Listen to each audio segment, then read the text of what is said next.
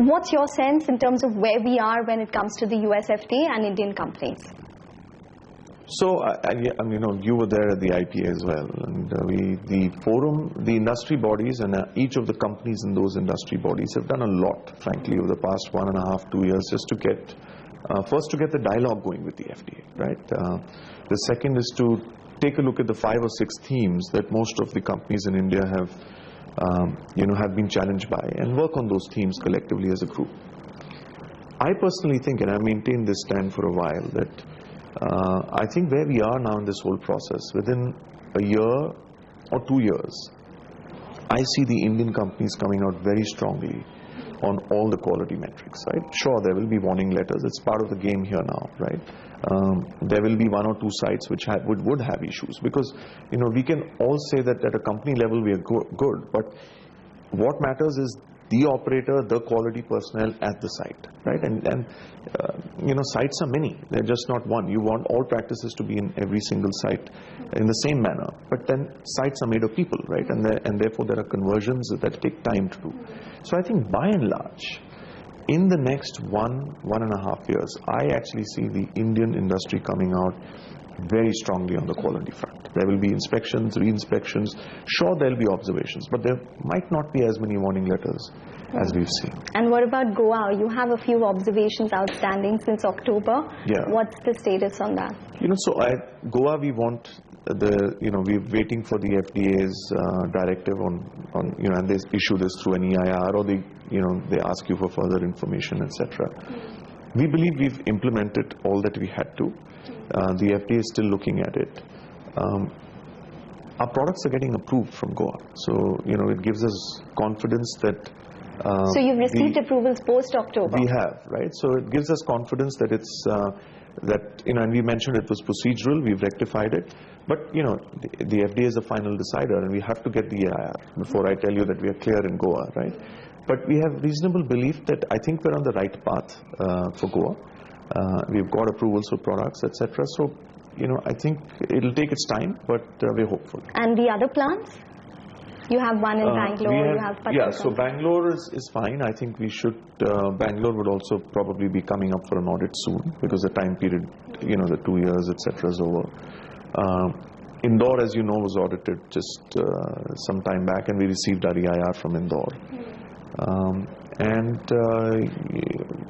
think we're okay now for now. Yeah. Okay. I wanted to just come to the Indian markets before we talk about your margins. But the Indian markets have faced undue amount of regulation which has taken place, from the FTC ban to NPPA, now NPPA controlling stents as well. The IPA, we understand, has also written to the Niti Aayog. Your sense in terms of whether it's a tougher environment to operate than it was 2 years ago? Certainly. I mean, I'm not going to say no. I think it is a much tougher environment to operate in. I'll be very honest, because I think there's been, the whole of last year there was a pricing regulation note every quarter, right? So there's a huge amount of unpredictability that came into the industry.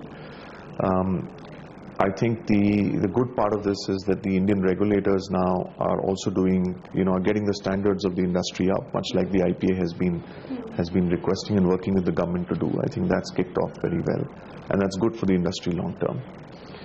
But I also think that I don't think what worries the industry is that prices went down by 5% or prices went down by 10%, right? And what most companies feel, the arbitrariness with which this is done, right? That creates uncertainty in the industry, right? Because let's not forget, Cipla employs 10,000 people today in India, right? And it's the livelihoods of 10,000 people and their families that we're responsible for, right?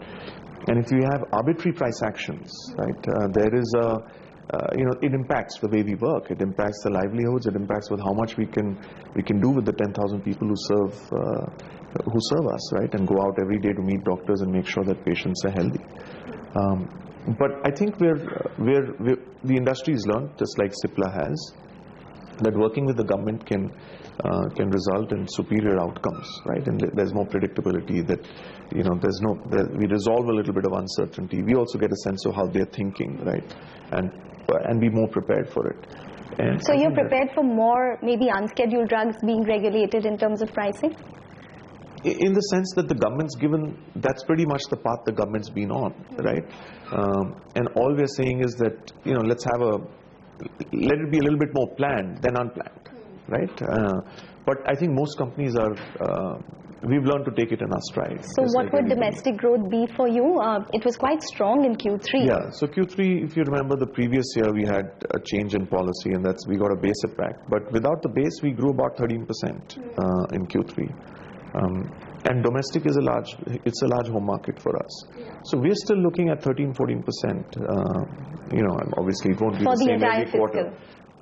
For this fiscal, because of the huge DPCO hit that we had at the beginning of the year, we're looking at more somewhere around 12-ish%, right? But overall, longer term, we still think India is a high volume growth market, and 13-14 is something that's possible. And Seroflow, how much do you think that's going to contribute in terms of FY 17-18 numbers for you? I wouldn't want to give that level of detail. Seroflow where? Europe? Yeah, and UK. Okay, UK and Europe. I'm not sure we're giving that level of detail. All I would say is that the closest competitor to us, who launched before us in Seroflow, gathered about 15-20% share. Directionally, that's where we want to be in about a year's time, a year and a half's time. And we're working towards that. Okay.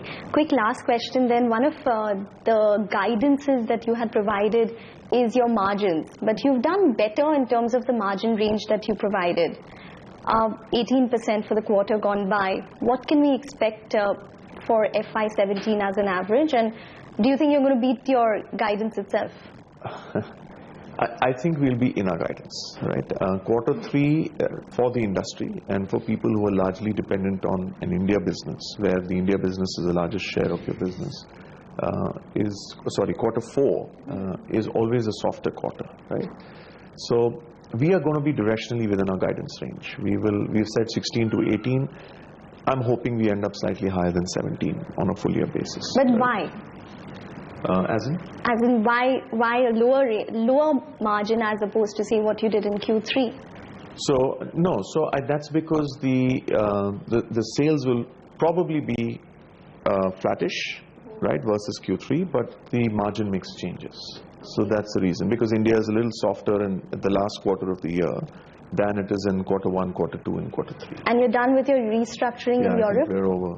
We want to move to growth. We want to talk about growth more than we want to talk about restructuring now. All right. Okay. Thanks. Thank you. Thank you very much. Thanks.